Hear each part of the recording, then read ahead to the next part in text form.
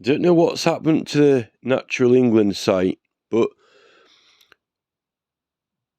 it was published in the Huddersfield Examiner because someone told me that they'd read that they were still waiting for a decision or no decision had been made about Castle Hill in regards to the organisation that was supposed to be deciding on it. But the only organisation ever mentioned in the newspaper is Historic England, right? I actually did get talking to Historic England on Messenger. I did send them a Twitter message, and they said, "Oh, we already objected against the Castle Hill application, but the council still decided to go ahead with it." So they actually objected. But the newspapers are reporting that the council made a decision, and then they're waiting for Historic England to make a decision. According to Historic England, they already made the decision before the council and objected against it. What the truth of the matter is, according to Historic England, is that it's this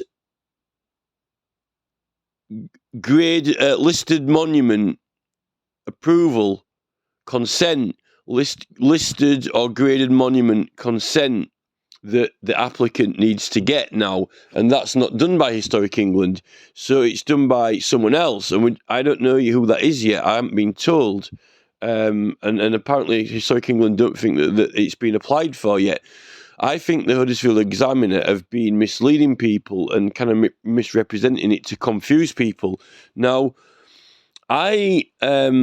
after Historic England told me this, I decided to send them a present. I decided to send them one of the actual maps that I've made myself that was in the Home Firth Art Week, but not the original, one of the canvases that I got printed, because the canvases turned out really, really nice, and I hand painted it with gold and bronze, and I only had one, and I thought, well, I was kind of keeping the canvas one, because it's kind of like a proper map that you roll up. It's actually probably as nice or even nicer than the original. But I thought, well, maybe Historic England, if they see this map, what I've done, they'll probably realise how special and important the site is, and they might be able to do something else or help us out. It might make them a bit more enthusiastic about the site, and maybe they might speak to the other Historic England officers and maybe even to the National Trust and help me out. Or they might even contact this scheduled monument people who make the decision, and maybe we can make a representation to them on behalf of protecting the site without even the applicant who's trying to get permission there even writing to them, like on behalf of the people who are petitioning, because we've got a hell of a lot of signatures amalgamated together from several petitions that amount to nearly 9,000, and if you get 16,000, it's 5% of the electorate anyway, and you could be entitled to a local referendum on it, which is above even the monument people. So when I went onto this website, and I've been on there a couple of times recently, to be honest, all of these offices only have one office for each of these, except it says it says North West Regional Office.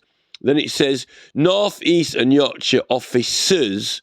Okay, that's plural for two.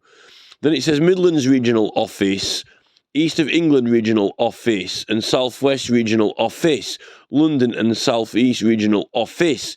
You would think that London's quite a busy and extensive place, or even the South West is, that would necessitate two officers. Oddly, the North East and Yorkshire Office, it says officers. Why do they not have a separate tab here for North East Office, then Yorkshire Office? It's confusing to bundle it in one. And then when you click on it, right, here we have two black boxes, the Newcastle Office and then the York Office. Now, I can attest to you, it is my witness statement and evidence that when I clicked on this site the other day to get the address where to write to send it to, I actually didn't see this York Office. I'm sure it wasn't showing it on there. I actually sent it to the Newcastle Office. It's meant to be the York Office that deals with our area. So, but I've ended up sending it to the Newcastle office address here. So the York address is a different office. Funnily enough, the Council of British Archaeology, the CBA, and I've actually spoke to Tony Hunt quite a lot of times. He's all right. He was also backing us on protecting the site. He's based in York, so they must know the CBA, Council of British Archaeology. They must talk to Tony Hunt quite a bit about a lot of things. So, you know, I hope that they've received it at this Bessie Surtees house at Newcastle upon Tyne. I guess at the end of the day, it's still Historic England, and I guess a lot of the Historic England offices are in contact with each other, so maybe it doesn't really matter if I send it to the Newcastle office or the York office. I kind of would have liked to have sent them all a present each, but I kind of only really had one. So I hope they've received it, and I hope that they kind of like it. They were talking to me in Messenger, and then suddenly they kind of stopped replying. And I've definitely got the Royal Mail. This is the receipt from Royal Mail, and I checked on the website. It definitely was received. This is the reference number.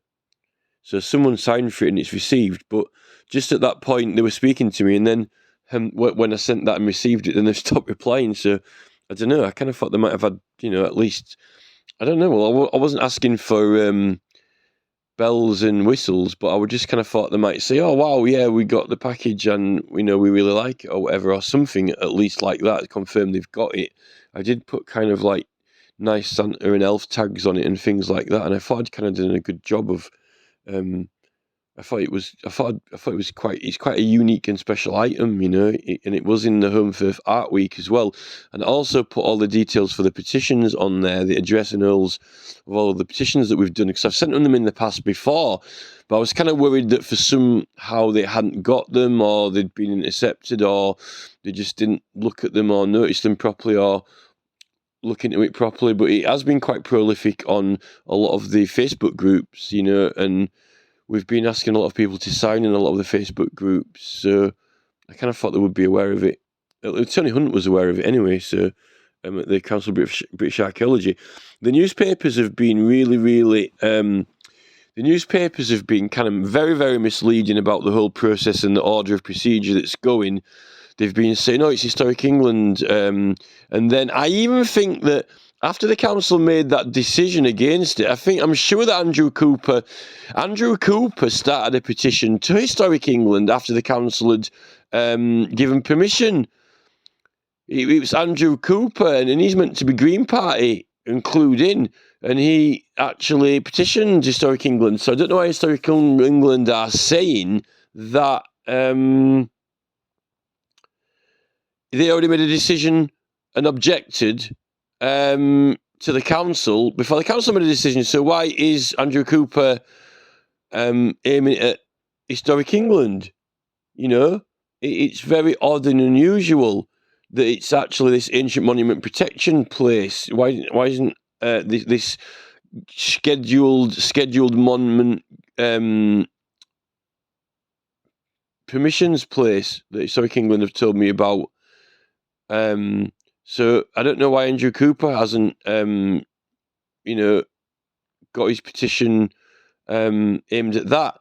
It's like Professor Tim Wilson is saying, there's just smoke and mirrors everywhere. The newspapers aren't being correct. They're trying to mislead us with misinformation,